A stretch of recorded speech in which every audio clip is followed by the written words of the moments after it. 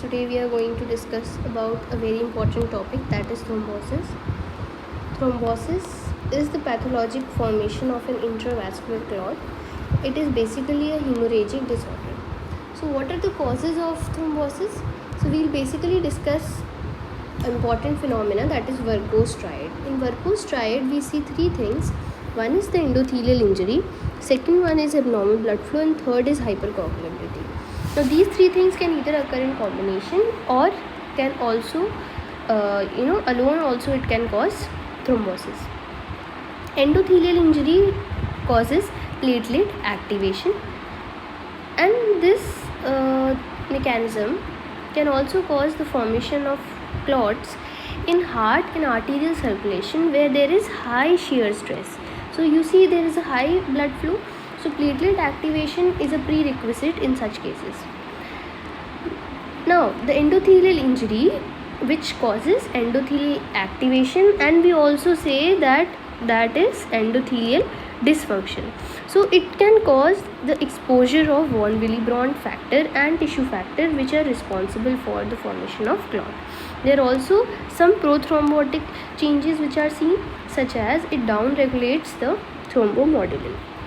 Now you must remember that thrombomodulin and thrombin complex is an anticoagulatory mechanism, right? Because how does it act? The thrombin and thrombomodulin complex, it activates the protein C, and this protein C will inactivate the factors 5A and factor 8A. So when you are basically down regulating thrombomodulin, so this anticoagulatory pathway do not work, right? And it also down regulates protein C. Now see, this was prothrombotic changes. Now we can also see antifibrinolytic changes which are associated with endothelial injury. So there are plasminogen activator inhibitor molecules. So these are, see, plasminogen activator inhibitor. So what is the role of plasminogen? Plasminogen will basically, it is fibrinolytic. So if there are inhibitors of it, and if we activate those molecules, then we can actually stop the antifibrinolytic action, right? So it will inhibit the fibrinolysis. Now the second part, let's come to alterations in blood flow. So how can there be alteration in the blood flow? By, again, see, whenever there is alteration in blood flow, it can cause endothelial injury, and it can also cause countercurrents, and these countercurrents will lead to, see, whenever the blood is flowing opposite to the opposite direction, it will cause stasis, right? And so either there is turbulence or there is stasis. In both cases we'll see that there is a formation of thrombosis. And you know that stasis is the major contributor of the development of thrombosis in venous circulation. Now let's see what happens. So how does it cause the formation of clot? So firstly, it will activate the endothelial cells. Second, it will disrupt the laminar flow. And see, suppose if there is stasis, so when the blood is stopped somewhere, so the washout of the factors, the clotting factors will be less. So indirectly it will enhance the clot formation. Now what are the causes of alterations in blood flow? See, first we'll see atherosclerotic plaque. So in case of atherosclerosis, there is the exposure of, you can say, von Willebrand factor and tissue factor, and also this you see, atherosclerosis, it also causes turbulence. So basically these two things will lead to the formation of clot. Aneurysm. So whenever there is aneurysm, means there is dilatation of vessels, and whenever there is dilatation, there is stasis, and again it can cause thrombosis. Now acute MI. So acute MI can either cause the formation of non-contractile myocardium and also stasis. Now we'll see the rheumatic mitral valve. See, rheumatic mitral valve what will happen? In this case, mitral valve is bicuspid valve, so it will cause, see, if there is rheumatic mitral valve stenosis, we'll say that there is left atrial dilatation. Now you will get it, that dilatation, stasis, and the formation of clot.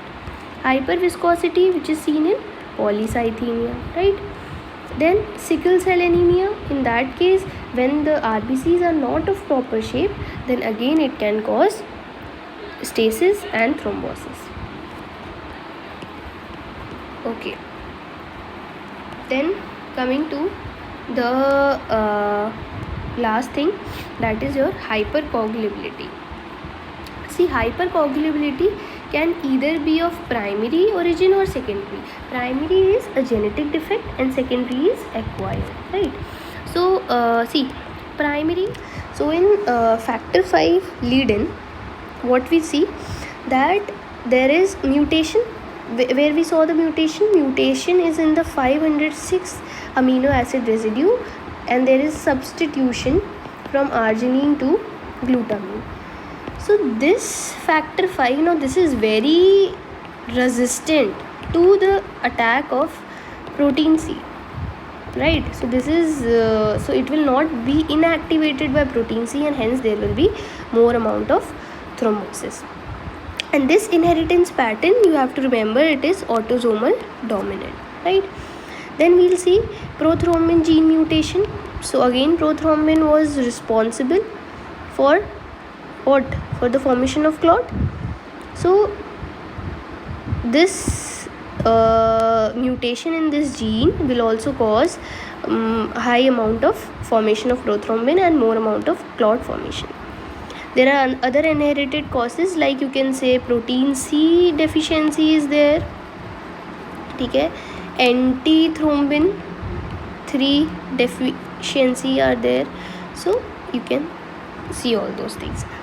Now the secondary things, okay, one more thing is left, that is homocystinemia. So what happens in homocystinemia? You know, it can be either inherited or acquired, and there is a deficiency of cystathionine beta synthase, which you must have studied in biochemistry. So cystathionine beta synthetase, so if there is the deficiency of this, there will be more amount of homocysteine, because it is not able to convert it into cystathionine. So more amount of homocysteine, see, there is a possible cause that homocysteine must be forming thioester linkages with fibrinogen, right? And that causes thrombosis. And what are the acquired causes of homocystinemia? Vitamin B6, B12 deficiency. Now the acquired causes. So acquired causes, they include pregnancy, uses of OCP. See, OCP lead to a hypercoagulable state, and that can cause DVT, right? And obesity, smoking, they have some unknown causes. And increasing age can also lead to hypercoagulability, because there is less amount of PGI2. See, these prostaglandin I2 with I, you can remember, it inhibits the platelet aggregation, and so if it is less, there will be more amount of platelet aggregation and hence thrombosis, right? So these are some of the acquired causes of what? Of thrombosis, right? See, these are some pictures. So what is this? See, this is, you can see, this is the formation of scar. This white is scar, and this is the thrombosis. So at the apex of both ventricles, you can see there is thrombus formation. And we'll study later that the heart, it has thrombus. It is known as mural thrombi, right? Then we'll see that this is an aortic aneurysm. See this, and you can see the formation of clot here, okay? And there is more amount of atherosclerotic plaque seen. Okay, we'll discuss this now. So first we'll see what is the morphology of a thrombus. So in morphology of thrombus, first you'll see the lines of Zen. So these are the lines of Zen. So basically you can see this is fibroblast, right? Fibroblast can be seen. There is RBC. So these are all seen parallelly. Fibroblast, RBC, fibrin. So all these molecules, they form the lines of Zen. Now so this is all about lines of Zen. So lines of Zen helps to differentiate between post-mortem and ante-mortem thrombi. We'll see how. Then coming to the mural thrombi. So in mural thrombi we see what are those? They are present in the heart chambers. And see, any amount of abnormal heart physiology like arrhythmias or dilated cardiomyopathies or MI, so all of this can cause mural thrombi, right? So whenever you will see a mural thrombi, it will be associated with some amount of atherosclerotic plaque and aneurysm dilation, okay? Which you saw in this picture, that there was atherosclerotic plaque here and there was aneurysm. So both of these things are linked to mural thrombi. Okay, now next come to the arterial thrombi. See, arterial thrombi, when we study that, so you have to see the greater propensity or greater risk of thrombi in which of these vessels.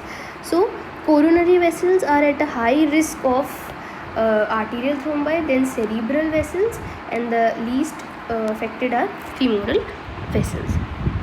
See, arterial thrombi are basically occlusive, so it causes stenosis of the vessels, right?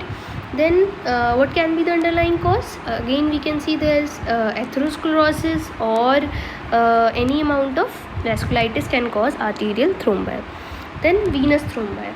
See, venous thrombi and arterial thrombi. See, you have to learn one thing, that whenever you see arterial thrombi formation, they will always extend retrograde. Retrograde means in opposite direction to the blood flow, and venous thrombi will always be anterograde to the blood flow, right? So now the venous thrombosis, we have seen this various times, that whenever there is stasis, there is a huge amount of formation, like there are more chances of the formation of venous thrombi.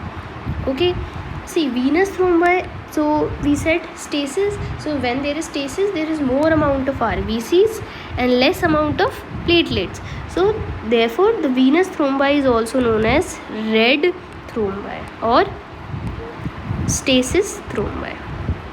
Okay, now we will see the post-mortem clots.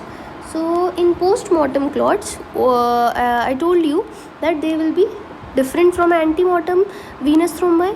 So how can you differentiate? See, post-mortem clots, there will be gelatinous, right? They will be gelatinous, and after death the cells will get precipitated, they'll get settled by the gravity. So you can see there will be very dark red portions can be seen, and there will be also chicken fat, which is, see, it is yellow chicken fat, it is known as like that, which is also seen on the upper portion, and it will usually not attached to the vessel wall.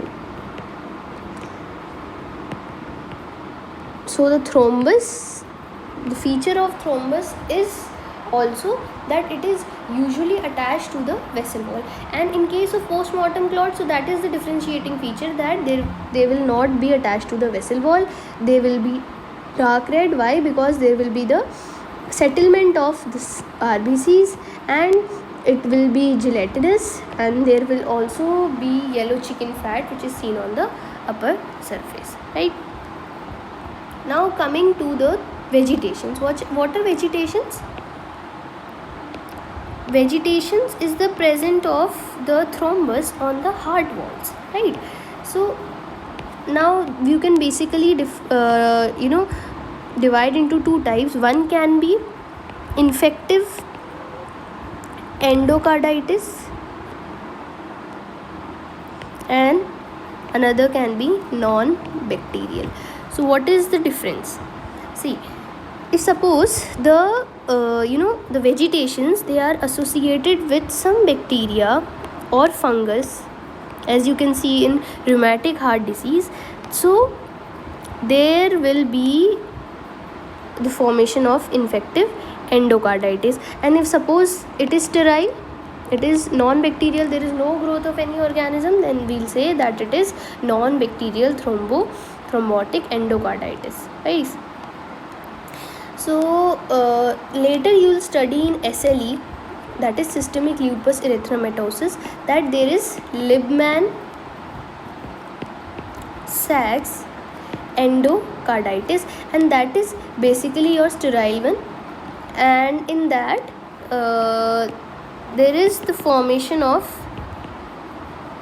thrombus. These vegetations are present basically on the lower surface of the mitral valve. So this is important. Then so we are basically done with the morphology. Okay, see, now come to the fate of the thrombus, which is very important. That basically we have seen that what are the causes of thrombus formation, what is the morphology. Now what actually happens to it? See, there can be, and see, fate of thrombus is there if the patient survives the initial thrombosis. Otherwise, what is the use, right? So if the patient survives the first thrombosis, we'll see what happens next. There can be propagation. So they'll accumulate additional platelets and fibrin. So that is propagation. Embolization क्या कहते हैं? What is embolization? Is the dislodging of the thrombus to other sites.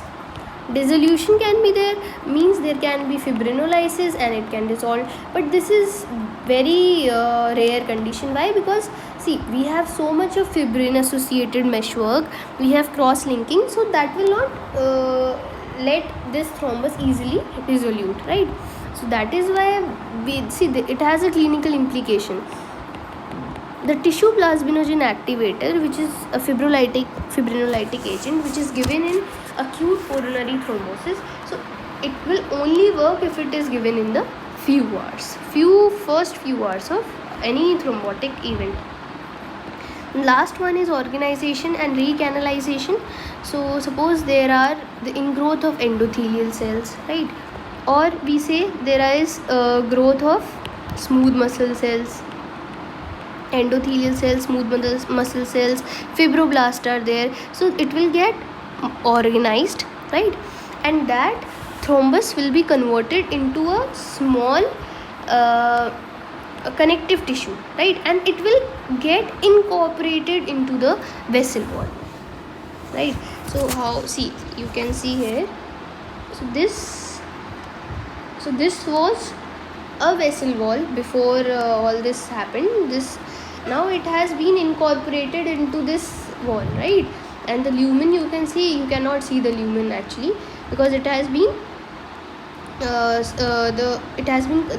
whole thrombus was connected into the connective tissue. So you can see, so see, we saw this was the internal elastic lamina, so which is now they have shown this to tell you that this was the lumen before, and now since there is the more growth of endothelial cell, fibroblast and smooth muscle cells into the lumen, so now it has the lumen has been disappeared, right?